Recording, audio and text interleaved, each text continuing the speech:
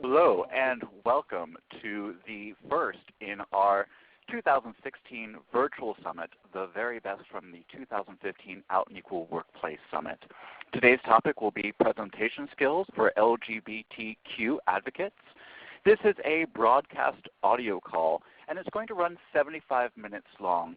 The recording will be made available after the broadcast. Remember to turn up your speakers and headsets, and we're going to ask for your active participation during this call. We will have some polls, quizzes, and we'll ask you to raise your hands. A few announcements from Out and Equal before we begin. A reminder that this is part one in our 6-part Virtual Summit series. We will be continuing this now through March. Our next subject will be Beyond the Blame Game 101, the intersection of religion, sexual orientation, and gender identity at work.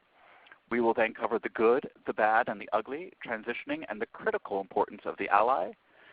Then straight talks from teens about having not-so-straight parents. Wells Fargo and Marriott case studies, and then a case study from our friends at the Walt Disney Company. Our January monthly town call will be on recruiting, retention, and promoting LGBT employees, and a reminder that that is a free service for our constituents, so we urge you to attend. And then beginning on February 4th, we will begin our 3-part Building Bridges series. Our first session, Building Bridges 1, will be a free resource, again, to our constituents. Again, these 3 will be recorded, but phases 2 and 3 are a fee for service. And on February 18th, we're very excited for our Workplace Summit Kickoff webinar, which will happen at 10 a.m. Pacific Time. March 22nd through 24th will be our Executive Forum, a forum for leading executives, LGBT executives, and allies to join us and come together to share best practices at the Palace Hotel in San Francisco. And that will culminate with Momentum, Out and Equal's annual leadership gala and dinner celebration, again, at the Palace Hotel in San Francisco. And of course, October 4th through 7th will be our 2016 Out and Equal Workplace Summit at the Dolphin and Swan at the Walt Disney World Resort in Orlando, Florida. And just a reminder that our Leadership Day seminars will be held on Tuesday, October 4th. My name is Daniel Lawrence-Smith, Associate Director of Training and Professional Development here at Out and Equal, and we're so fortunate today to have Dr. Stephen Iacovelli from SweetRush join us on our topic, Presentation Skills for the LGBT Advocate. Before we begin, we'd like to get a pulse of who's on the line for us. So we have a poll here, and we're just asking what your role within your company is. Training, professional development, human resources, an employee resource group member, executive, if you work in diversity and inclusion, if you're an LGBTQ or A allied employee, other or not applicable. And if there's anything that we left off that list, please feel free to go ahead and chat that in for us. Now the difference is you see these answers. Great. We're about half of the individuals reporting in, so we're seeing a lot of LGBTQA employees. We're seeing people in training, professional development, HR, employee resource group members, so really running the gamut. So thank you, and it's great to see such a diverse crowd on the call with us. And I see chatted in, retired ally. Great, thank you. And then in our next poll, we want to get a pulse of how comfortable you are delivering presentations. So rating whether you strongly agree or strongly disagree, this statement, I am comfortable and confident when delivering presentations. So go ahead and put in your answer there. Let's get a pulse of how everybody feels. Okay, a good majority of you strongly agree or agree. And then we have a bunch right in the middle. And there are a few that strongly disagree, so very happy to be with you today and cover this important subject. With that, I will now like to hand it over to Dr. Steve Iacovelli for our presentation. Great. Thanks, Daniel. So before we move on to the next slide, I'm going to ask you to use the chat, which of course I think most of you have found in the bottom left-hand corner of your screen. Also just want to point out one other thing. In the upper left-hand corner of the screen, you see a little button that says raise your hand, and we'll be using that throughout our conversation here today. If you would like to, there is a bit.ly here on the screen, which will take you to a website where you can download a workbook. You can use that for taking notes. Also, we'll show you at the very end, if you decided not to take notes, how you can actually gather some PDF goodness after the fact on some of the concepts and ideas we'll share with you here today. But before we move on to the next slide, I want to ask you, again, using the chat room and the chat window in the bottom left-hand corner, how many of you know what the number one fear is in Western society, at least according to Gallup just a few years ago? Go ahead and use the chat. Type that in. I'll read them out to you because I know most of you cannot see the chat. Lots of people saying public speaking, public speaking. Somebody say snakes, public speaking, unknown, fear the unknown, talking in public. Somebody saying naughty things that are not HR appropriate. But a lot of you are saying public speaking. Well, you're close. According to a Gallup poll, the number two fear in Western society is public speaking. The number one fear, as a couple of you had noted in the chat window, is snakes. So while we will not be talking about snakes in this session, we will be talking about public speaking and why that fear kind of happens and how we can really manage it and mitigate that. Megan Rice is like, oh my gosh, there's a snake. Ah. So some of you might be saying, why am I here? A lot of you had shared in the poll a couple minutes ago that you have either comfort or a lot of comfort with presentations. That's awesome. Some of you said, yeah, no, this is not my forte, and that's awesome too. So whether you're at the higher end of that experience and comfort level or the lower end, what we want to do is, per our session goals here, is to explore strategies and tips on how you can create and deliver your LGBTQ advocacy messages in a memorable and effective way, regardless of where you are on that spectrum. If you're a seasoned and comfortable presenter, awesome. We're going to give you hopefully some extra tools to make you even more successful. If public speaking is up there with that fear of snakes for you, no worries. Hopefully you'll garner some good strategies to kind of help you manage and overcome and maybe mitigate some of those fears and anxiety. As Daniel had shared, here's a picture of me without my dog. I am Director of Inclusion and Change at SweetRush. We're a boutique consulting firm based nowhere. We actually started in the San Francisco Bay Area, but we are now 100% virtual. I am sitting here in a kind of chilly Orlando, Florida, which of course is where the 2016 summit will be. But of course we have people from all over the country and some folks even from beyond the U.S. borders, which is fantastic. And as we've been told earlier, please use those hashtags that you saw in the chat earlier to share your tweets and let us know how we're doing. So where we're going to go today, we have a quick less than an hour and a half to kind of go through these 4 chunks of information. We're going to talk about some introduction and setting the stage. Then we'll kind of split our time with looking at the message design. How do you craft your story and design it? Then we'll talk about delivering that same message. And we'll mostly focus it on that face-to-face live delivery, which makes it kind of interesting that we're talking about this via webinar. But we're going to give you a lot of tips versus how to do that in a face-to-face environment, but a lot of those will transcend if you use alternative delivery methods such as a webinar, phone chat, etc. And then we'll kind of close out on some things. So I have to warn you, because we have just a bit of time, this is not going to be a giant deep dive doctoral level research in public speaking skills, but we're going to kind of keep that high level 10,000-foot methodology. We'll give you some kind of taste, and it's an opportunity for you to dive deeper, and we'll kind of point you towards some great resources toward the end. So as my little friend here driving his go-kart says, hold on, I'm going to give you a whole lot of information over the course of our time here today, and hopefully some of it will stick, and we'll also give you some resources where you can kind of, again, dive that a little deeper. As I said a couple minutes ago, and Daniel just beautifully put into the chat area, there is a bit.ly that allows you to download. It's also here. It'll have a lot of the good stuff that you can kind of use for yourself. Now, full disclosure, these tips and tricks did not come out of Steve's head. Some of them are from my experience. I've been a professional presenter in one way, shape, or another for so many years, not to age myself. So I've done really bad things, and I've learned, and I've done some pretty fun things and learned. But what I've done is I've kind of taken some of the best, more contemporary books around the conversation of crafting your story and delivering your story, and those will also be in that, they are in that handout as references for you to kind of play around with. So again, using that chat area at the bottom left-hand corner, I'm going to ask you, what makes advocating on behalf of LGBTQ folks in your organization so challenging? What are some of the pitfalls or challenges that you face? Because I assume those folks who are in our virtual room have had that opportunity to kind of stand in front of folks and deliver your messages on behalf of your ERG or whomever. Seeing some answers such as religious bias, myths, lack of awareness. A lot of people don't want to talk about this topic. Fear of being judged, a conservative military environment for some folks. Folks say, why do we even need to talk about this? Lack of awareness, conservative corporate organization. A lot of really good things. Business nexus, dissonant within just the LGBT community alone. It's a novice or new kind of topic. Yeah, these are great things. So what's really important for us to kind of overcome some of these challenges is how we tell our story and what that process looks like. So if we think about how you tell your story, and truth be told, I have to say, and I know I see a few names on the call that I recognize, I am former Disney.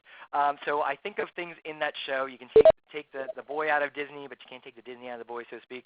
And so it is about thinking about things in a show mentality. If you approach it from that perspective, it really starts to frame how you need to share your message accordingly. So before the show, you kind of think about how you're going to do some prep, the reading, crafting your message, what you need to bring, assuming you're doing this either face-to-face or even virtually. How do you prepare yourself for that conversation? Then, of course, in that middle, you have during. What are the words you're going to share? What's your screen or visual aids going to look like? What are the materials you want to give to your participants? How do you set up your room? And then thinking about after the fact, what are the key messages you want to leave behind? Is there a website or some sort of online resource people can go to dive in more? What are the social networks available, supporting materials? Lots of good things to think about before, during, and after. Now, during the course of our conversation here today, we're just going to focus on the first two, the before, or that prep stuff, and then during kind of that live conversation. So the after stuff, there's lots of good things, both from the 2015 summit, as well as some things that are going to come up going forward within our conversation here on these virtual summits that might help you with that afterwards effect. So that's kind of setting the stage where we're going to go today. Let's first talk about that message design and what that kind of looks like on how you kind of start to think and craft your story. As you think about crafting your story, there's really 4 big questions that you should be asking yourself. Who am I talking to? What do I want to say? How do I want to say it, aka the structure of your story? And how should I support it? What are those visuals that you need? And we'll kind of dive a little bit deeper into these 4 different questions or 4 different areas. So the first one, who am I talking to, is pretty simple. It's thinking about what we call your target audience. Who are you telling your story to in this particular instance? Are they allies? Is it the media? Are they senior leaders or executives within your organization? Maybe they're potential employees and you're helping craft that story. Maybe it's those middle-level managers, department level. Maybe it's your customers or maybe students, depending on your situation. What about those non-allies? Many of you said one of the big challenges when you're advocating on behalf of your LGBTQ constituents is those non-allies or those folks who maybe have a different perspective on the LGBTQ community. Maybe it's the general populace or public overall, and maybe it's to all employees within your business or organization. So some things to kind of consider within that target audience is what do they already know? What's the timing of your presentation? And timing doesn't just mean the length of time, although that's important to know, can I go into a lot of detail or do I have 10 minutes at an executive retreat to kind of share my story? Maybe it's the demographics involved. Are these people of a certain demographics and you can just splice that and dice that in any way that's appropriate? It could be demographics by, say you're a global enterprise, a global business. Maybe it's people from different geographic regions around the world. Maybe it's people within different divisions of the company who have a different perspective. Different job functions might look at things collectively a little bit differently. Now, just keep in mind, and I do a lot of work and a lot of conversations on unconscious bias. We're not talking making gross stereotypes here when it comes to a target audience, like, ooh, everybody who is from our German conglomerate must think this way. No, that's not what we're saying here. But what we're saying is there are some trends in your target audience to consider, such as, are they in general allies or not? So thinking about those things from that perspective when you're crafting your message for your target audience helps you determine kind of what breadth of story you wish to tell. The next question that we're going to play around with is, what do I want to say? And kind of more succinctly put is, what's your point?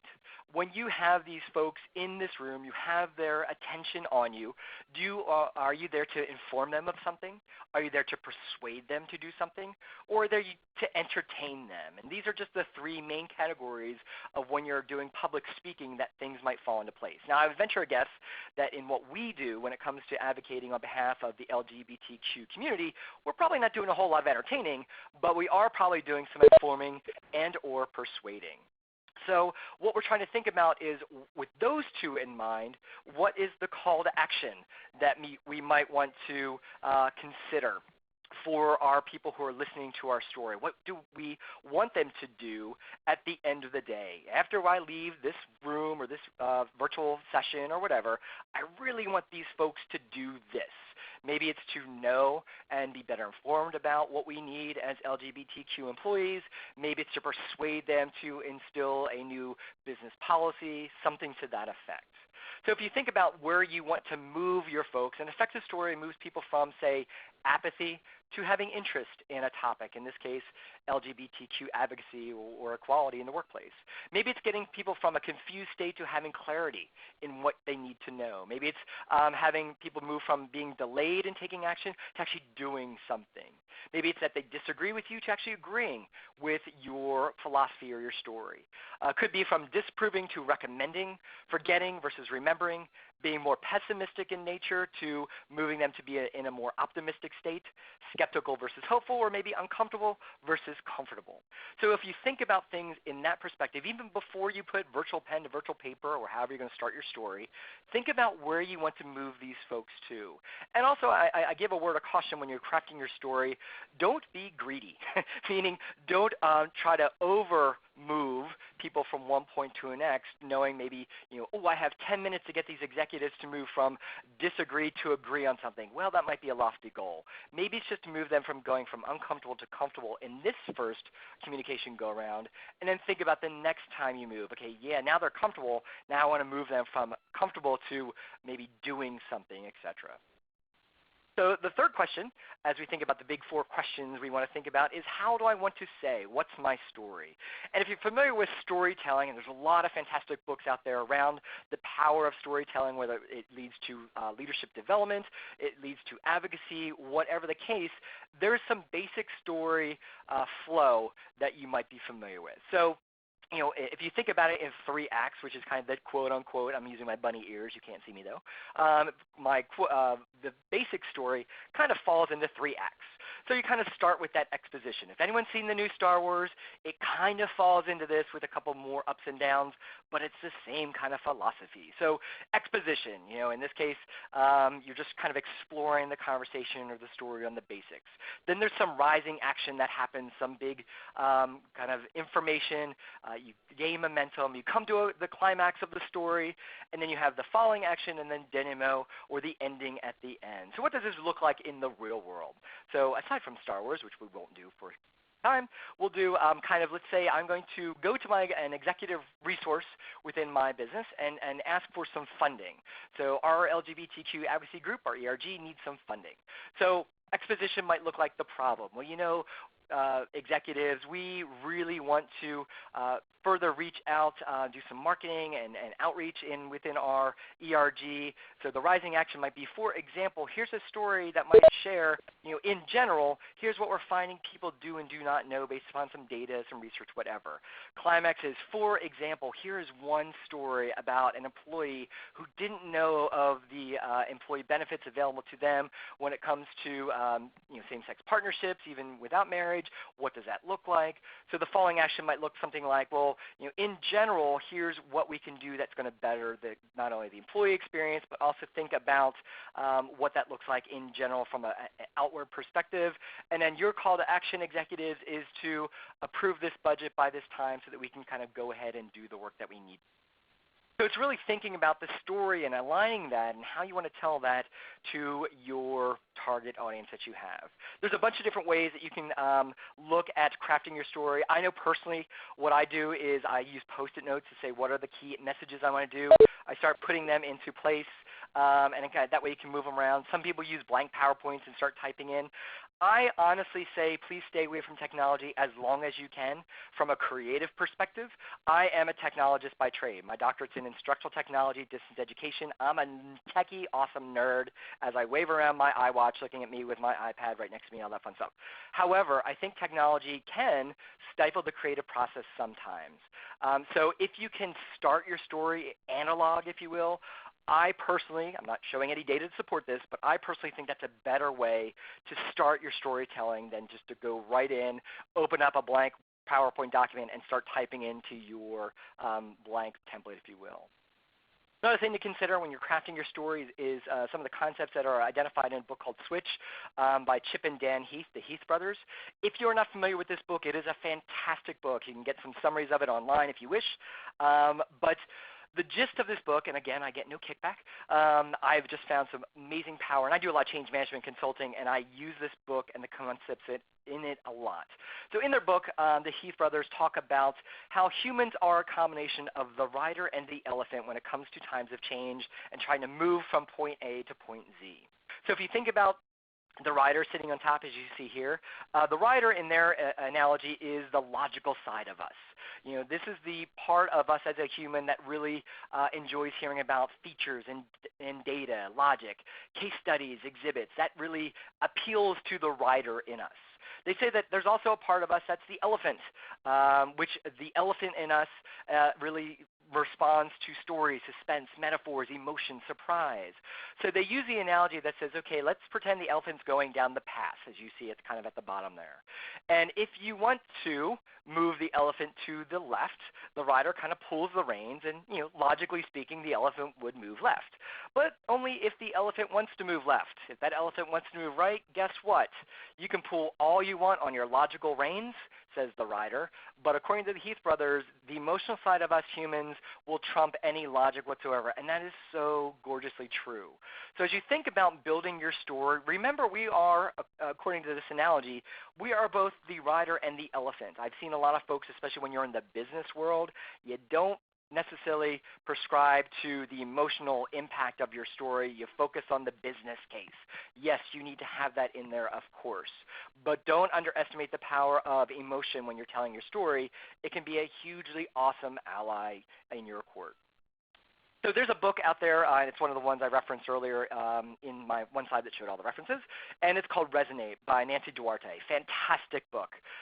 Nancy Duarte is a communications professional. She runs a firm based in the Bay Area, and she came out with a couple books. We'll actually visit some of the concepts of her first book a little bit later, but Resonate is about storytelling, and it is a gorgeous read. It's really awesome and easy.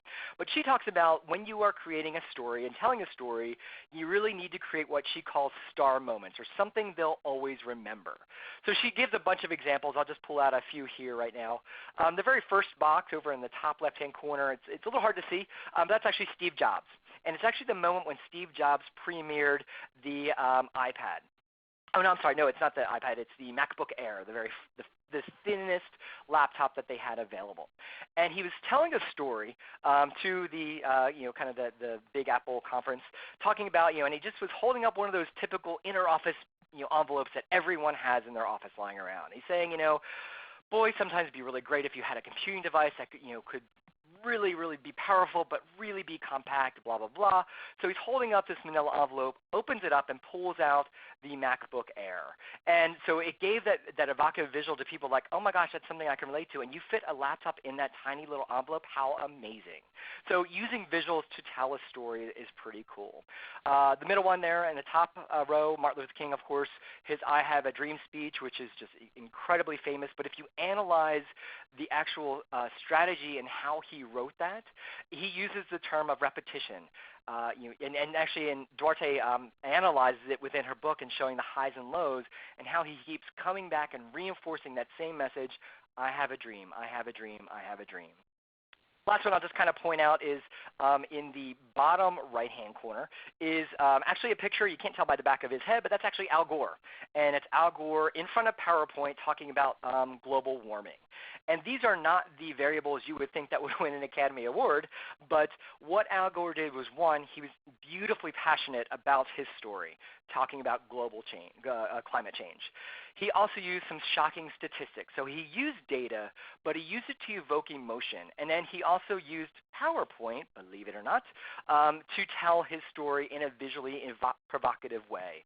So you can use these things to create star moments. Think about the star moments that you'll want to create when you tell your stories. Last but not least, it's talk about how should I support it, which is the visuals. And I spent a good bit of time showing you lots of stuff here, but this is where getting back to that image of the little boy in the go-kart, hold on, because we go pretty fast. But when you think about the power of visuals, they really do and support the story that you're trying to tell. If you think about the original PowerPoint, and in Nancy Duarte's first book called Slideology, she actually interviews the folks who wrote the programming for PowerPoint version 1.0, because the idea behind PowerPoint was that it was supposed to replace, and if anyone can use the chat to kind of jump in here, does anyone know what the original PowerPoint was meant to replace? I'll give you a couple seconds to type in. You could date yourselves, but sadly I remember this technology as well. Wasn't Harvard Graphics. Stephen Plummer, you said slides. Tell me more about that. Someone said overheads, close. Lotus slides, wasn't Quark. This was way before any sort of technology. And Allison Hawkins, you win the prize. You're the first one I see. Slide carousel, yes. If you remember, for those of us who are of a certain age, or you might have seen these in your parents' or grandparents' closet, there's these round things that you slapped on a projector, and it goes and it was showing basically just pictures of your vacation to Hawaii or to Walt Disney World or wherever it was. Yes, that's what PowerPoint was meant to do, was to replace that physical carousel with a digital carousel, if you would say. So that's why they call them slides. They are meant to replace the slide carousel. So what has happened is people fell into the template where it's the title at the top and bullet points going down, which really isn't a provocative way to tell your story. So whether you're going to tell your story via face-to-face, or you're doing it via web conference, one-on-ones, doing it by webinars, it doesn't matter, because the power of the visual is very important. And you might want to tweak them depending on which of these 4 delivery methods you're doing, but you really want to think about what visuals you can do to support your story. So any presentation is more effective with visuals, and we want to talk about that for the next 7 hours right now. Just kidding, but for the next piece of our conversation here today. What we'd like to do is promote the concept of the KISS philosophy of slide design, again using the chat area. Who is familiar with the concept of KISS philosophy? You might have heard it in relationship to something else besides slide design. What do you think the acronym of KISS stands for? Yep, a lot of you are awesome. People say it's keep it simple, stupid. Again, somebody just said keep it simple, sweetie. I agree with that. This, again, former Disney thing coming out here. Keep it simple, sweetie is how I always remember it. Either way, it's meant to keep it simple as possible. Now, this slide that looks on the screen right here, the 177 rule, which you might have heard, that you only have one main idea per slide. You insert only 7 lines per text maximum. Use only 7 words per line. But the question is, does this really work? This slide is actually prescribing to the 177 rule. I would say shenanigans, that this kind of philosophy with designing your slides doesn't work. However, it's the one you see most often. So I am here to advocate that you pretend to throw out all of these types of methodologies, 177, or you might have heard some other ones, and actually prescribe to the 7 design principles. These are taken from the visual or graphic design world, but we're applying those to the creation of your slides to tell your story. And what we want to do is think about the first one, which is the signal-to-noise ratio. If you're not familiar with what this means, we're looking at signal, which means the message you want to share, aka your story, versus noise, which is all that stuff that doesn't need to be there. It's kind of getting in the way. If you think about the auditory, you have your radio, and then you might have static. We're trying to figure out the ratio that's appropriate. So if I show you this slide, this one again is not about LGBTQ advocacy, but it's more about looking at bikes sold. It's just a sample. What are some, using the chat again, what are some of the noise that you're seeing? And I'll kind of read off as I see the things come. Some noise. Pick in the background, says Christy. The bikes themselves, yep, the graphics. I'm here. Michael says the numbers on the bar charts, yeah, they're kind of squished down. why the bike charts are different colors. Looking at the boxes, says Kim, or the bikers. Renee says it's blurry. Yeah, that blurry, it's supposed to symbolize emotion. But yeah, these are all noises that are getting in the way of your message. So if you think about what would make this more clean, more the noise, the signal to noise ratio would increase in the factor in favor of the signal. Yeah, block off that background. Don't use 3D. Do a better treatment with the numbers to make it cleaner. Some people say, boy, that looks boring. I would say, no, it's actually a clearer message for people. Here's another one that you might have seen. A lot of people use quotes. We'll talk about quotes a little bit later. Here's, of course, a famous quote from President John F. Kennedy. Some of the noises, what are they that you're seeing? Kat saying that the correct color combinations are noisy, agreed. The font overlaps, yes. Sarah saying too many fonts. Andrew, some bad alignment. Yes, you are all correct. So maybe a better treatment might be to say, hey, let's blow up the picture of President Kennedy and use the quotes there, because that's kind of telling your story a little bit more clearly. You might be advocating on behalf of your LGBTQ ERG or some other groups, and you have to use data. A lot of times you see people use 3D data because it looks cool, quote unquote. Maybe 3D isn't the best idea. So for example, if you look at the bottom, I'm now going to have you actually this time use your raising the hand, which is in the top left-hand corner of your screen. If you think that out of oranges, pears, and apples on that graph at the bottom, that oranges is the most, raise your hand. Well, you already know. Thank you, Michael. Okay. How about if you think pears is the most? Raise your hand. And if you raise your hand and you don't want to vote for this one, go ahead and manually click the button a second time to put your hand down, if you will. How about apples? Who thinks apples is absolutely the biggest chunk when it comes? Yeah, lots of hands going up. Actually, look at the data. Oranges and pears were equal, but apples is a little bit skewed, as actually Michael Hernandez already noted, very well done, because of the way the angle is. Actually, if you look at the Excel where we took this from, it is actually skewing the results. So I advocate don't use 3D. It can really tell your story differently than you would like. And if you see some of the other 3Ds up there, they kind of skew the results and make it just a little bit harder to read.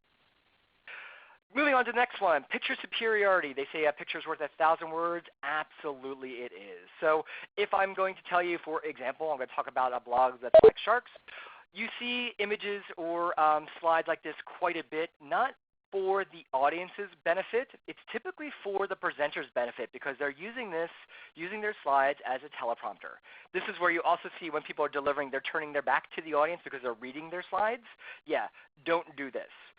Because when you have words and bullets on your screen, you are locked in to saying them. Because if you don't, your audience is reading and they've just now completely ignored you. I've also heard people who say, oh, I didn't go to your presentation. Can you just send me your slide deck?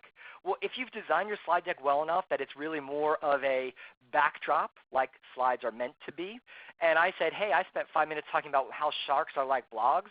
If I send you this PowerPoint deck and you just see this image, you're not going to know the story. And you know what? That's good.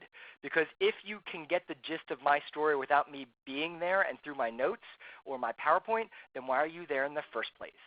Now, we can talk about the difference between a slide deck and a document. Yes, you might have to supplement both, or you might have your notes that are written out and you give people not just the slides but also the notes version of that. That's a different story. But the idea behind PowerPoint should be that it's a digital backdrop for you, the storyteller. Here's another one. I might be talking about overweight Americans and obesity. This is data. It's interesting, but it's much more provocative when I put a visual like this next to it. With the exact same data, it really resonates and kind of tells a story rather quickly on obesity in America and what that looks like. More relationship to us as LGBTQ advocates. Yes, we can talk about equality, but isn't it much more powerful to actually see what equality looks like when we're talking about advocating on behalf of the LGBT community? So a lot of great resources are out there to use photos. Here are some. They're also listed in the handout that is available that you can download from that bit.ly. I personally use many of these depending on what the concept is. You may or may not be able to look at this or some of these resources, but what you want to do is first ask, what's a license agreement? Depending on what organization you work for, that you want to look at what is that license agreement, what can you or can't you use based upon the license agreement. If you're selling or you're doing this for a for-profit organization, just be cognizant on what that agreement is. Some organizations like the Wiki Commons allow you to use things for free as long as you cite them in a certain way. Great, just know what that is. Also, look into your organization. What's your policy? What are you allowed to use? Are you locked into using quote-unquote approved images in your marketing things? And what that looks like, maybe, maybe not. Check with your organization, usually in like a communications department or something, to see what can you and can't you do. And then last, filter it through what's in good taste and appropriate for the content. This is the quote-unquote grandmother clause. What would your grandmother or grandfather look at and be okay with versus not okay with? Now, if you're trying to be provocative, that's okay, but be cognizant of that first topic we talked about, which is your target audience. If you're moving people from they disagree to agree, be careful what images you use to tell your story. It may or may not be appropriate, and again, this is where you are going to use your judgment as best as you can.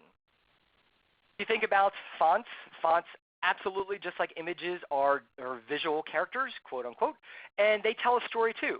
So if I have you look at these and I say, hey, what does font number 4 tell you about my message that I'm sharing? Go ahead and use the chat to tell me what you think font number 4 conveys to you from a perspective.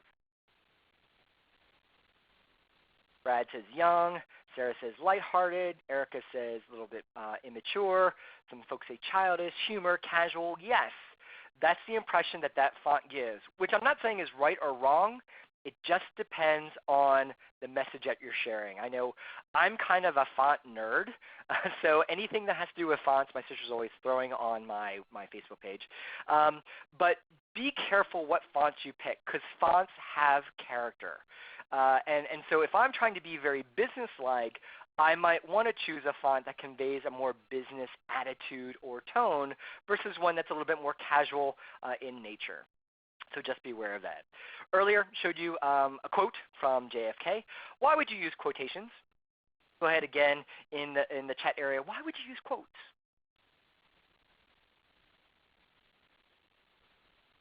Sarah says, give credit where credit's due. Christopher says, authority. Karen says, making a point. Michael says, provokes thoughts.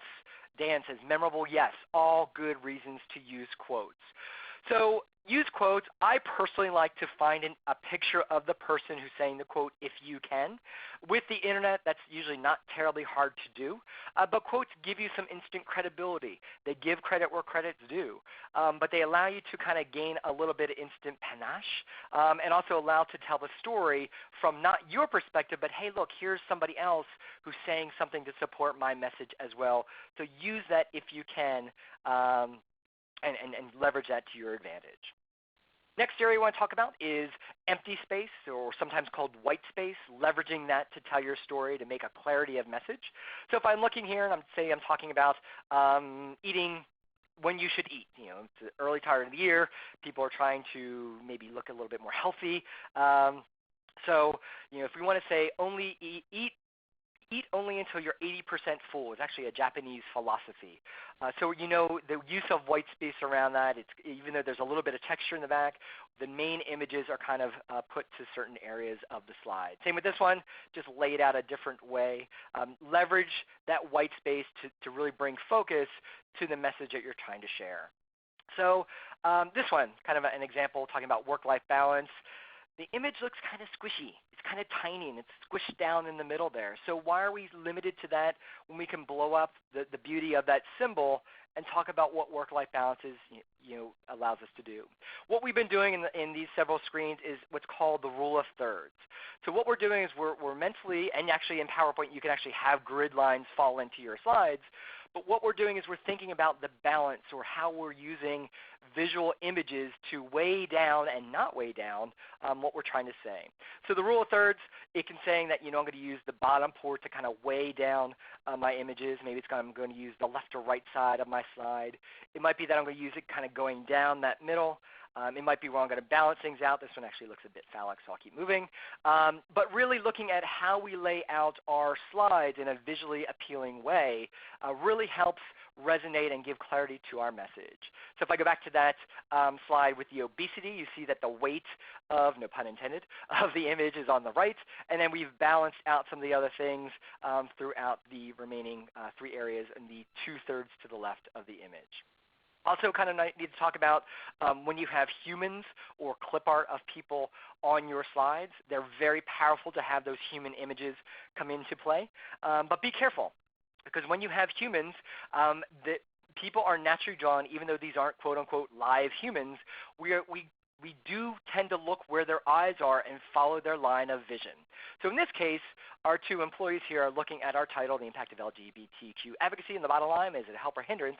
Now, if I turn them the other way, what message is that sharing with the rest of the, what kind of subliminal message is that sharing about our topic on the impact of LGBTQ advocacy? That says lost in thought. Laura says disengaged. Dan says lack of interest. Carrie says rejection. Yes. Because what we're seeing is, hey, they're not looking at the topic. So if I go back and forth, I can make them dance. It's kind of fun. But really be careful where your humans are looking if they are on your slides, because real humans will look at their eyes to see if they're supporting or not supporting the message in an unconscious sort of way.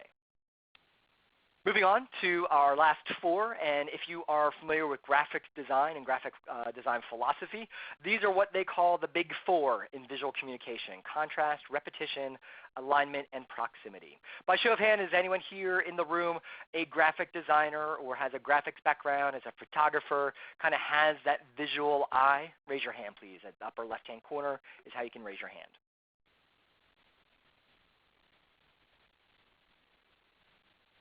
Awesome. Several of you, look at all those raised hands. You guys can't see, but there's quite a bit of folks who are raising their hands. Fantastic. So as you're thinking about your background and experience in graphic design, apply it to some of these concepts when it comes to creating your story. We'll first talk about contrast. Contrast is how different things look compared to the other elements around them, or less different, for lack of a better term. So if we go back to our slide with our 2 employee friends here, this is an example of low contrast. So we're seeing low contrast. I'm not saying low contrast is right or wrong. It just depends on the message and what you want to convey. But typically speaking, when we're conveying our message, we want to tend to have higher contrast depending on, again, the elements on your slide and the story you're trying to tell. So if, for example, I have a graph that I'm trying to show, this is talking about, mobile phones. If we're showing about, the percent of self-reported LGBTQ employees we have in our business, this is lower contrast. There's a kind of that gray background. The colors are, there's some contrast if we're talking specifically about the South Korean, division doing from self-reporting. But if you use some better ways to emphasize the contrast by using darker with lighter images on front, it's a lot more powerful. If you are not very well versed in color theory, no worries. There's some awesome websites out there for you. Again, these are explicitly listed in the handout that's available for you. You can also get, again, afterwards. But color.adobe.com is awesome. Color combos is great. So if you're not sure what colors go together, these are some good examples. Also, PowerPoint is pretty awesome now. The latest versions was showing very specific color palettes. So if you are not locked into using your corporate templates and things of that nature, I really encourage you to play around with the different color palettes to tell your story. Kind of a quick side note on templates within your business. I know that a lot of folks are available or are kind of locked into using corporate templates from your communications department, your HR department, if you're part of an ERG, etc.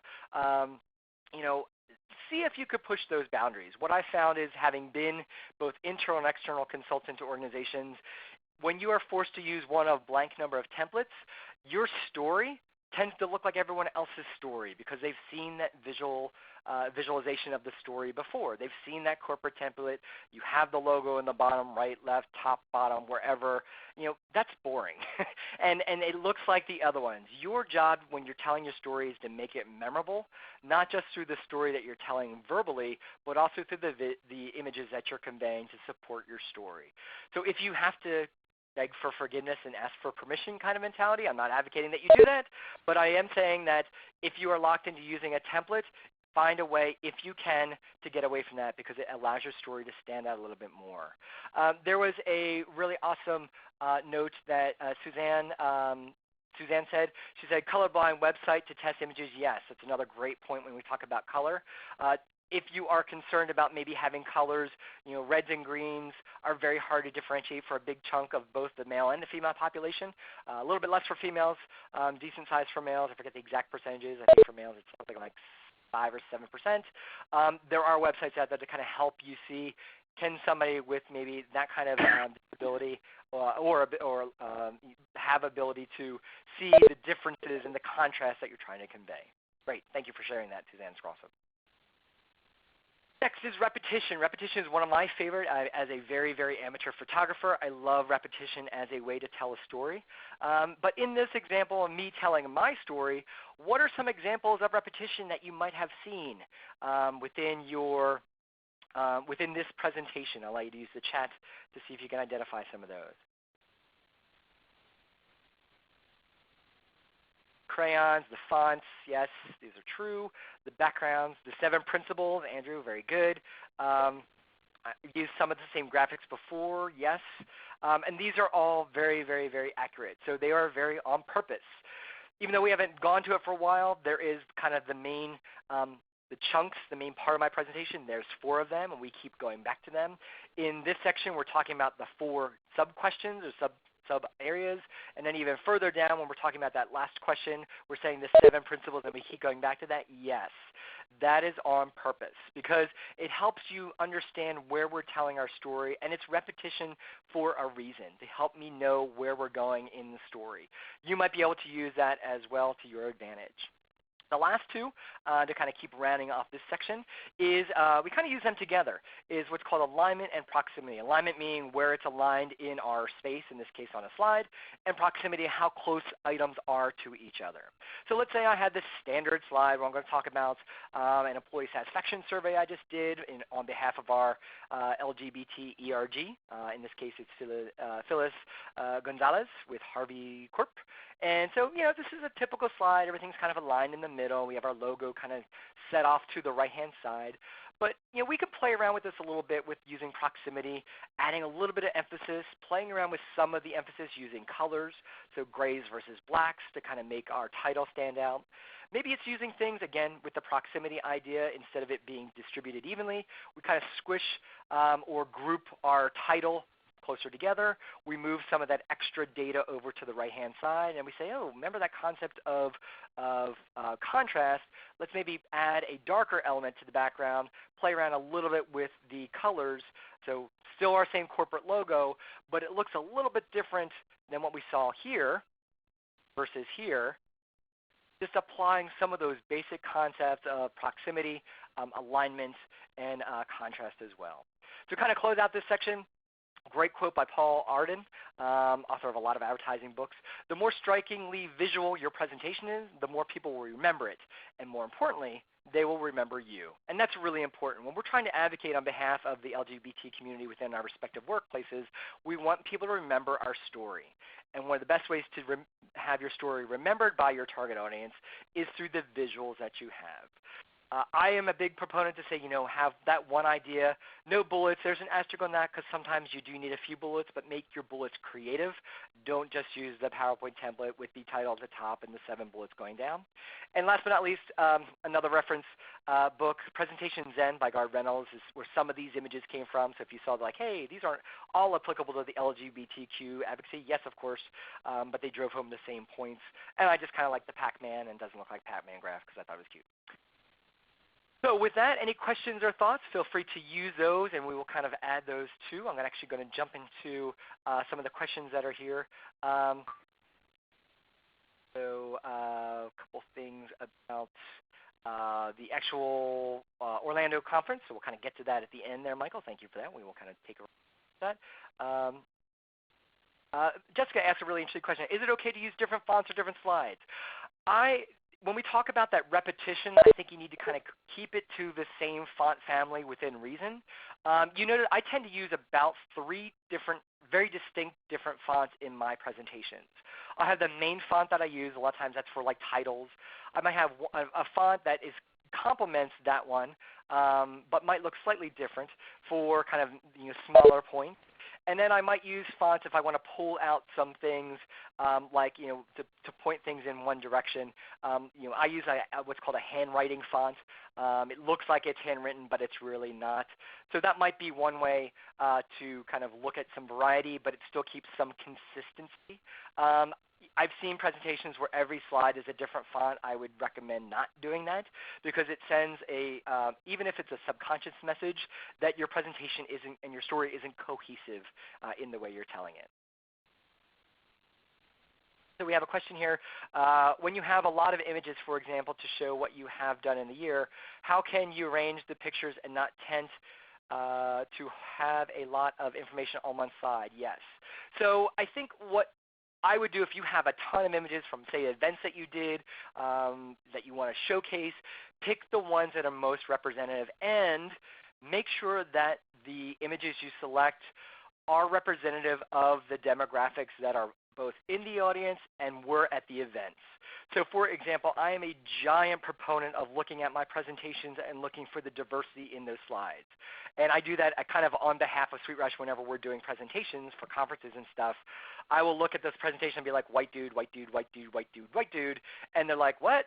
But that person's actually Latino. I'm like, well, in your perspective they might be, but they're very, very light-skinned. We need more of a person of color here or a woman of color here or whatever that looks like. So I think you pick the right images that support the story you're telling, but you also make sure that the images you're picking are representative of the story you're trying to tell from also a diversity and inclusion perspective. Hope that helps. One last question I'll say, it's not up here yet, but one thing I've had some really interesting conversations with is about use of clip art when you're talking about the LGBTQ community. So I always err on the side of finding authenticity. One of the things that I've created in the past was an online learning module around gender identity and gender expression. It would not be right and authentic of me to just pull clip art and say, yes, this is a trans man, yes, this is a trans woman. That's not right. So there is some clip art and some iStock photos out there with trans people, which is awesome. It's too little in my personal opinion. I actually contracted out and had a whole bunch of photo shoots done of trans people in order to use in my presentations and learning. So be authentic to the audience. Don't just take a clip art and say, this person is bisexual. That doesn't feel good, and I don't think that represents our community overall. So be authentic as best you can. So if you don't have the images that are truly authentic, get them yourself. We all have phones, cameras in our pockets. Maybe it's something simple as going out and taking some pictures and using them in the right presentation if it supports your message. I'm going to keep moving on, and then we'll kind of save some of these questions that I'm seeing left over for the end of our conversation here.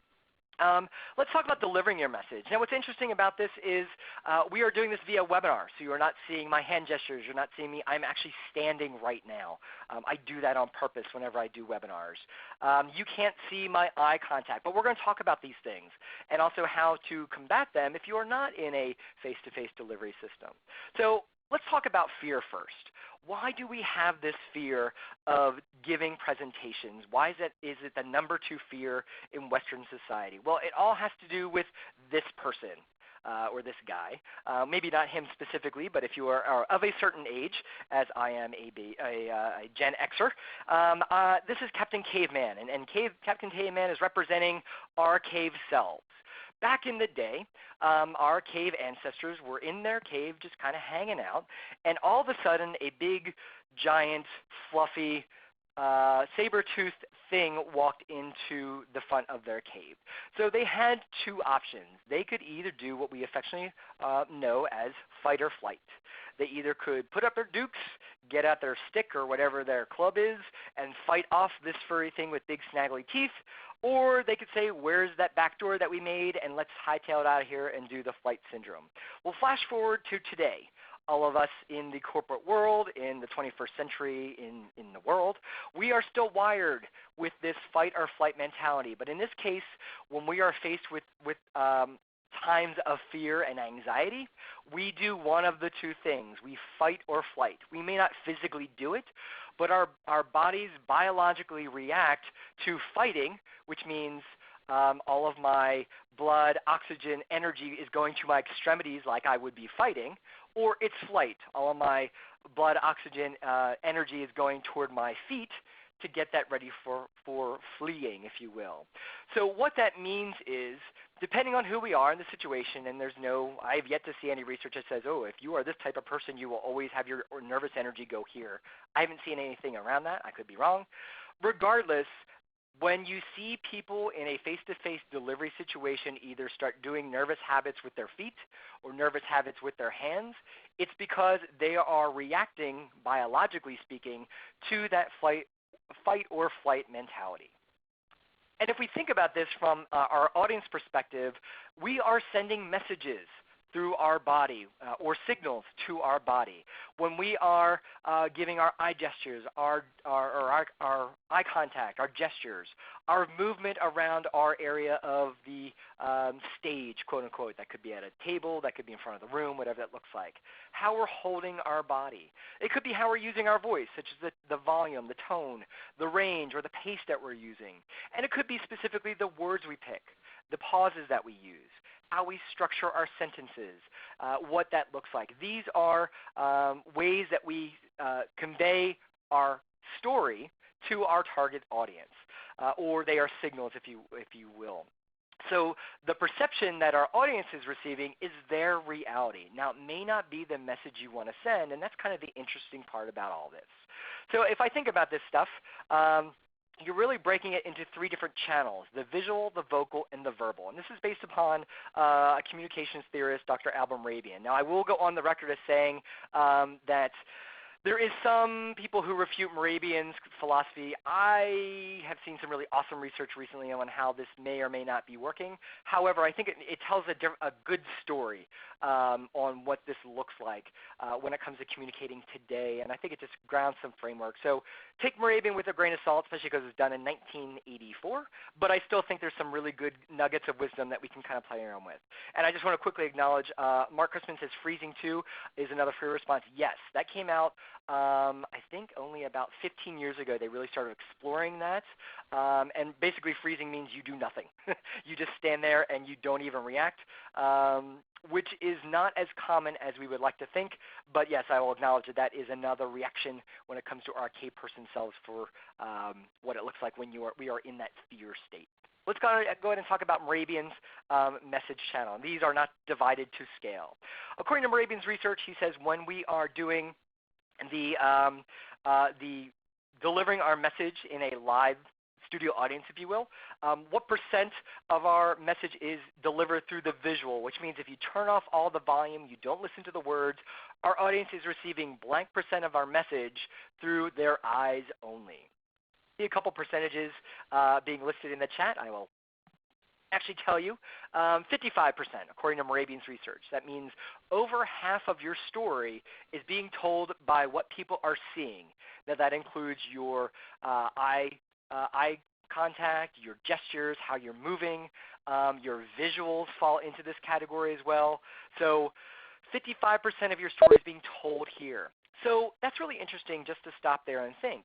If I'm nervous and I'm fidgeting with my hands, I'm pacing back and forth uncontrollably, your audience is picking up these signals and making some assessments about what's happening to you and what message you are delivering.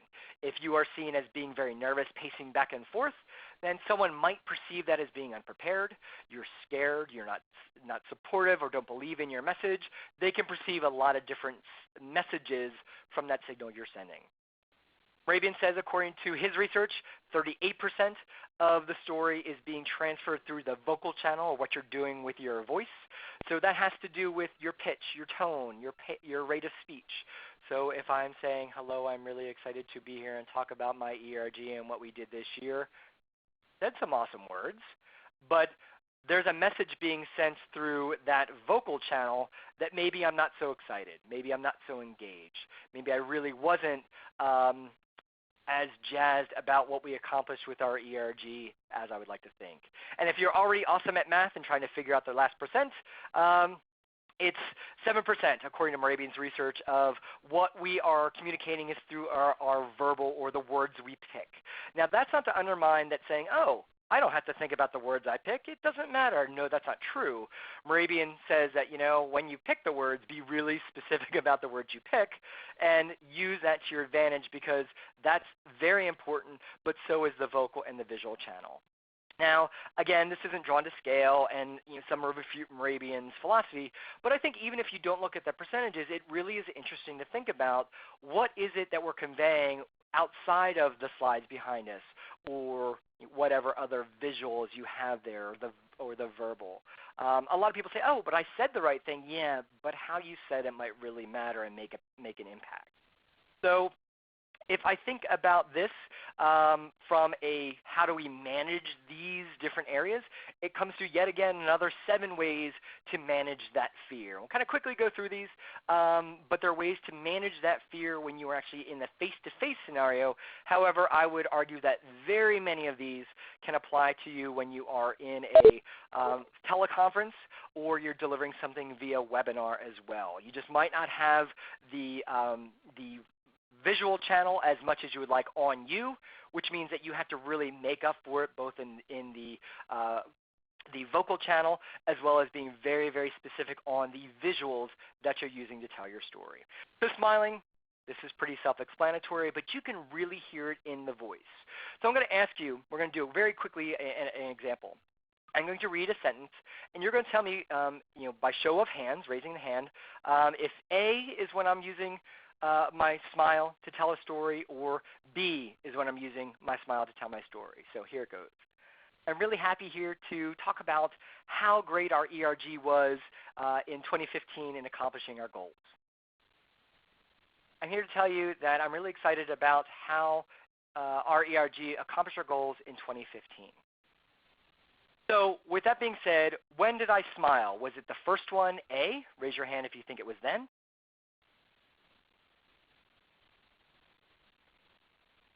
Boom, wow, they all came in at once. B, if you think it was B, it actually was A. So huge chunk of you raising your hand. Fantastic. You heard it. And you can hear that. If you ever work in a call center, they teach you how to put a smile on your voice is the phrase I've often heard. They actually put mirrors on people's monitors if they are on the phone. So tip being, if you are on a webinar, put a mirror by your computer, and it allows you to actually smile, and you'll remember that. Eye contact is important when you're in that face-to-face environment, really allowing people to see your eyes. Why is it important? Because you're making a nonverbal connection with your audience. Now, people say, well, how do you accomplish that if you have maybe a bigger room? You try the Z method. So if I'm standing in, visualize I'm standing in front of an audience of, say, 30 people. They're all sitting in kind of chairs facing me. You start in the back left-hand corner. You kind of slowly walk visually with your eyes, go across that back row till you get to the other back corner, the opposite in the right. Slowly move your way from that corner to the upper left-hand corner, kind of going diagonally across the center of the audience. Then slowly make your way across the front of the room, kind of pause there, and then you kind of start it all over again. The Z method, in the audience's perception, makes it look like you're seeing them and connecting with them to some extent. It's a good rule of thumb, 2 to 3 seconds per person. You don't want to have that staring contest to make people really uncomfortable, but you want to try to engage in eye contact. Now, this might be very sensitive for some cultures, for some people, but overall, from a Western society generalization, people want to have eye contact. They want to see that you're looking at them. They want to see that sincerity in your eyes.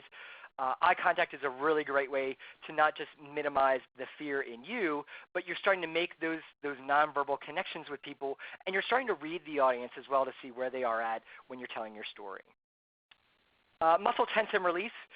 If you are at a space, I'm actually going to encourage you to stand up at your computer or wherever you're at and try these two ideas out. This is a way to mitigate the fight or flight energy and blood and oxygen that's flowing to your extremities depending on your perspective. If you are more of a fight or flight, it depends. So if you are that type of person that is kind of experiencing the energy, the nervousness. You find yourself fidgeting with your hands. You see those people who play with their rings. We often call that the remembering somebody who loves you kind of mentality. These are signs of your nervous fight energy. So blood and oxygen is heading to your fists and your hands. So if you throw your arms down, just kind of take them, hold them about head height, and throw them down. What you're doing is you're starting to circulate the blood quite quickly. Rolling your shoulders. Again, these are things that your note on the screen says before. Do these before you're in front of your audience. Probably not good to do it right in front of your audience as you're about to speak to executives on how awesome your ERG is. But these are good things to kind of get the blood and oxygen moving away from those certain extremities and kind of loosen you up and manage those muscle tensions. During the presentation, if you find yourself starting to be fidgety, one thing to do is pinch your thumb between your middle finger kind of covertly. So if I kind of touch those and hold my hands down to my sides of my body, and you push those hard, from the audience perspective, it's very hard to see that pressure happening. But what you're doing is you're actually physically releasing the tension and moving the blood and oxygen from those areas to kind of release it as well. If you find that you're in that nervous moving thing, if you've ever been to the beach and you kind of, as soon as you walked on the sand, you scrunched your toes into the sand, you actually can do that in your shoes, again, assuming your shoes aren't squeaky, to kind of get that blood and oxygen moving around to the lower extremities as well. So just two ideas to kind of help you manage that oxygen and blood when you find yourself being a little bit more nervous when you're moving in front of your audience. The next is breathing. If you are a yogi in the room or in my virtual room, this is a great way to kind of manage the way oxygen is getting through your head and into your head and then through your body. When you find that you are in fight or flight mode, again, I keep saying the blood and oxygen. More importantly now, talking about the oxygen. When the oxygen goes to your outer extremities, whether that's your hands or your feet, it is at the sacrifice of the oxygen leaving your brain.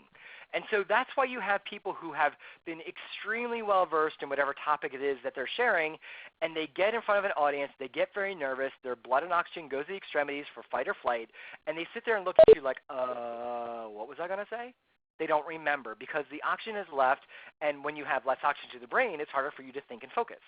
So simple things like just taking a big breath before you start. That doesn't look odd. It actually sends a nonverbal signal to your audience that you're about to speak. Breathe from your lower diaphragm. Again, my yogis in the room, diaphragmatic breathing. You don't breathe the shallow breathing. We tend to go that kind of breathing when we're more nervous.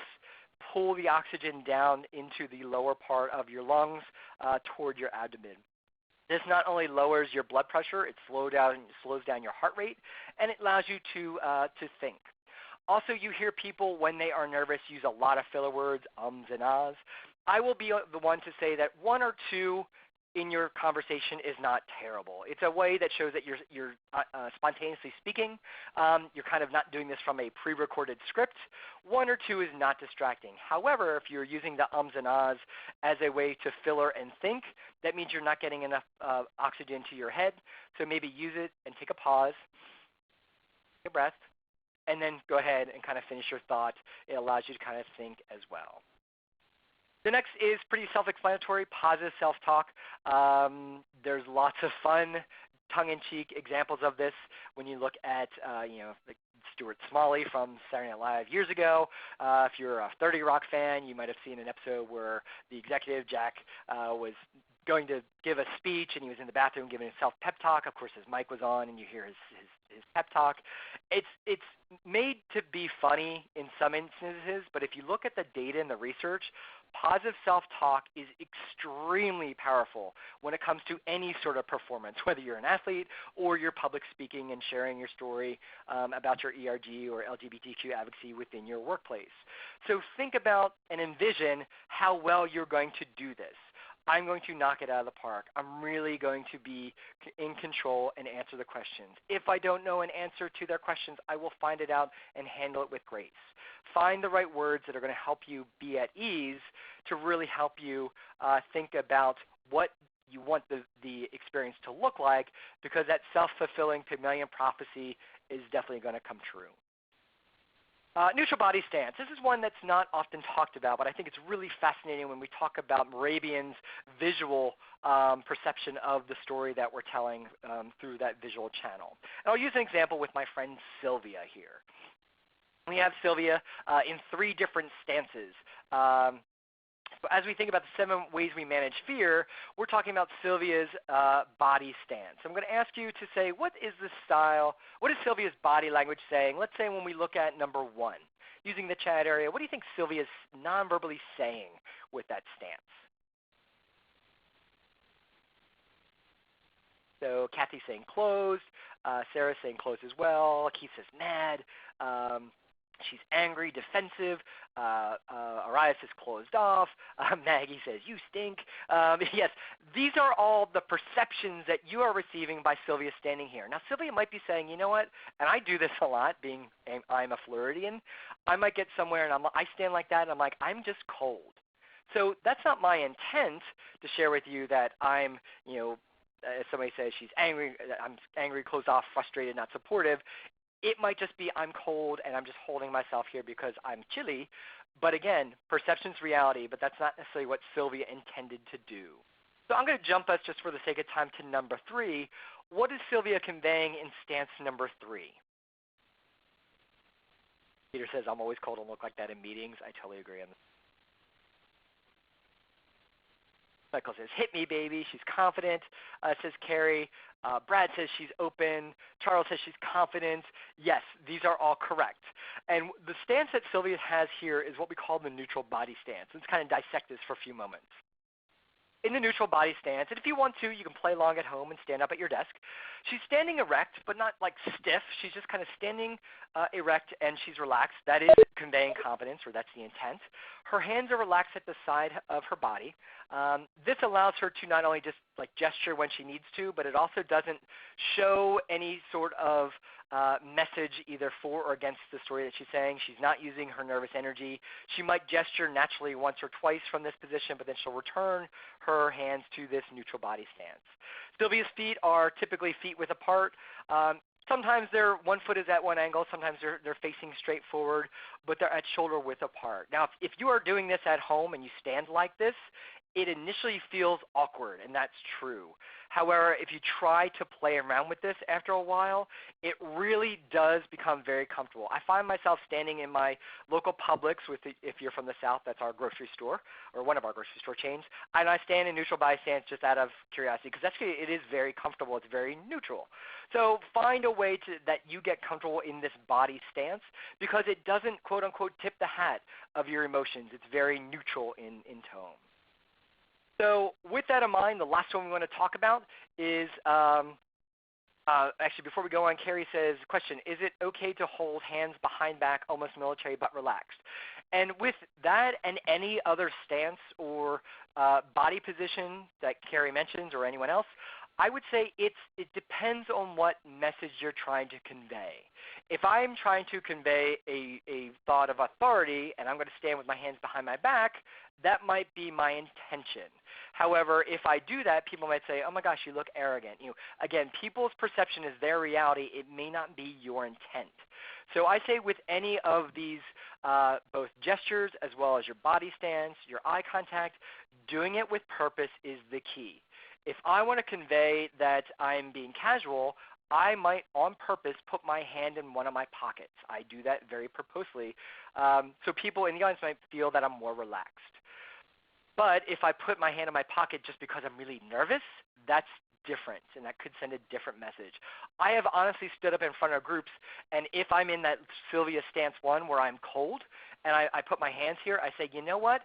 Just so you know, I'm doing this because I'm cold. And it dispels, I tell my intent, and therefore no one's guessing, ooh, is he closed off? Is he pissed off? What's going on? They know my intent. So just kind of moving on as we kind of round out before we get to some of the final question areas. Own the room. That one's pretty self-explanatory. Again, this is referring to both face-to-face situations, but it's also referring to digital rooms as well, like the one we're in right now. So when you are in the room, get there early, regardless if it's digital or live and in person, if you can. Sometimes you're being swept into a conference room maybe you've never been before, you can't get into early. That's okay. But you want to get there as soon as you can to make the room set up the way you want it to. The second bullet point there is so that your AV is working and you can test it out. Always have that plan B in mind if you're going over a PowerPoint. Maybe have either a website available that people can quickly download or have some copies or hard copies that you can show people. Look at the podium and, if possible, remove it if it's appropriate to your message. If you have seen me present at any number of the workplace summits or any other conferences, I 99.9% of the time will not be on a stage and I will not be behind a podium. Personally, that's not my style because I think it sends a message of me versus you. However, podiums for some can be perceived as an air of authority. So again, remove the podium. Maybe there should be an asterisk on that one if it's appropriate. I know some rooms you go into, they're locked in. You can't move them. Well, then how can you get a cord maybe so that you can move and be where you want to be? Look at the lighting, especially the lighting that's above your screen where your projector is. Be cognizant. Sometimes you think your slides are so awesome and you're ready to go. You spend so much time on your visuals. You get to the room and there's this big giant light bulb splashing down on the screen so you can barely see the colors. I've actually gotten on a chair. I'm not recommending you do this, but just telling you what I do. I have gotten on chairs and unscrewed light bulbs before to make the lighting to be where I want it to be in order to tell my story as clearly and as effectively as possible. Greet everyone as they enter the room. Make audience allies. This is especially true when you're in that face-to-face environment because you can start making your allies in your conversation, and you can find those people within your audience who are now your friends, and you can see them, especially if you're trying to talk about some more controversial or moving people from a not-so-good place to a better place, kind of a good way to do it. And then finally, take a breath before you start. This is your time to tell your story. If you've designed your slides right, you're not locked into any of your PowerPoint bullets. Use Presenter View if you're not familiar with that. Google it in PowerPoint. It allows you to look at your notes that are on your computer versus what the audience is seeing. It's a fantastic way to have your information digitally in front of you on the story you want to tell, but not have it locked into bullet points on the screen that your audience is seeing. So those are our 7 ways to manage the fear when you're doing your face-to-face, as well as some of these are very applicable to your digital delivery. And we kind of open up for questions in just a few moments. But really quick, to kind of close this out and then open up for questions, I love this quote by Plato. A wise man, should be a wise person, speaks because he has something to say. A fool speaks because he has to say something. So be very specific, very propositive on the story you want to tell. Use the visuals to support that story and really allow the audience to engage in who you are as a presenter, as a storyteller, and so that they can engage and listen to you and remember the story and the information that you're trying to convey. I have to channel my dad here for just a second. My dad's, like many fathers, are really famous for really cheesy bad jokes. And of course, the one he would say, "How do you get to Carnegie Hall?" And it's practice, practice, practice. So I use this visual of Carnegie Hall. Pretend you're here. How do you get really good at presentations and presenting in front of a live studio audience? Well, it's practicing it, whether it's being a leader and volunteering to speak on behalf of your ERG, whether it's volunteering for other areas within your business and there's opportunity to speak in front of the public. Maybe it's going outside of your business and volunteering for groups like your Out and Equal regional affiliate, which there's my shameless plug as the co-leader of the Greater Orlando one. There's lots of opportunities for you outside of work to be on that stage speaking and sharing your story. Find those opportunities to do that, whether it's a Toastmasters, a religious organization, a not-for-profit. It doesn't matter. Find opportunities where you can kind of challenge yourself to be in front of a group and kind of to share your story. As I noted, there's some great resources listed in the handout, which will kind of reiterate the URL in just a few moments. So these are just some. There's tons of resources out there available to you. Find the ones that resonate, no pun intended, that being the book on the right-hand side, that resonate with you, and really think about some of the great ways that you can kind of dive deeper, not just crafting your story, but also how you deliver that story as well. If you missed anything, you can just shoot me an email. You see it right here. I'm happy to actually send you back the PDF kind of with the notes fill in. So if you missed something, happy to do that. We'll also make it available. I believe that our friends here in Out in Equal are going to also send it out as well, or they can send it out. We'll kind of talk about that and figure that out. But it's pretty nice to have those complete notes so that you can kind of understand what's being said. A lot of people ask me, well, Steve, why don't you send out your PowerPoint slides? Well, you know why? Because if you get the gist of my story from my slides, you didn't need me here. However, the key concepts are all within the handout, and it allows you to really understand and kind of revisit some of those comments. I know some of the questions here is this is, of course, being recorded. You can also revisit some of this conversation to kind of remember some of the key points as you see fit. Now, at this point, I want to turn it over to see what questions you have. I know we have a couple listed in the kind of GUI here as well. So I'm going to kind of go up to the top, kind of look at some of the things. Ann Cole says, do you have recommendations for less formal opportunities to discuss LGBT issues, making a point rather than a presentation? Yes, I know here in the greater Orlando area, there are multiple organizations that focus on different facets of LGBTQ equality, whether that be Out and Equal, looking at things from a workplace environment. We have what we call Zebra Coalition, which looks at LGBTQ youth. So what we do is we look at those opportunities where any of those groups are kind of speaking on behalf of the community, maybe within their target audience, and we look for whether it's addressing the mayor and the city leaders, looking at ways that we might go out to our local universities to kind of share our story, diversity inclusion groups that we have here locally of HR professionals. We look for those ways that we can kind of go out and tell our story in a little bit more casual way as well. So that's just one way. So I guess it's kind of getting that connection to your community and seeing what's out there and how can you connect and plug in to that network of folks. So Amy says, what fonts do you like to use in presentations? I think it depends. I'm more of a sans serif font, if you're not familiar with that term. What you see on the screen here, font-wise, is sans serif, means it doesn't have those little lines on the ends where, like, say, the W would connect to the top part, the little hats, etc. It's easier to see. It actually is less work on your eyes. But it depends on the message that I'm trying to send. If I want to send something that's a little bit more formal, I might choose a more formal font. You just have to kind of think through what's the message I'm sending. But fonts do have character, no pun intended, and I kind of look to see which ones are more appropriate to the story that I'm telling. Samuel Wilson, is it okay to use addendums, particularly if you have a lot of data or info that needs to be conveyed? Absolutely, Samuel. I'm a big fan of, if I want to tell a story, I'll create a slide deck, but I will also have a document that might have my key messages and then any addendum or references for further understanding. I will hand that out after the fact. If you hand it out typically during or before your session, people's noses are there and they're not on you. I am not a big fan of just printing out my slides and giving them. Again, I think I said that reason. But I think having a supplement that you can take away or they can take away or you leave with them is a fantastic strategy to help reinforce your message. Renee says, any comments on the appropriate use of animations? It's a great, great question, Renee. I choose to not use a whole lot of animations. If I do use animations, and I kind of use them here, except what I do is I actually use slides instead of animation so that it's a progressive build. I might have the same slide and I know what the end result is. I'll copy, paste it to the slide before it, delete the items I don't want to show up yet, do the same thing again.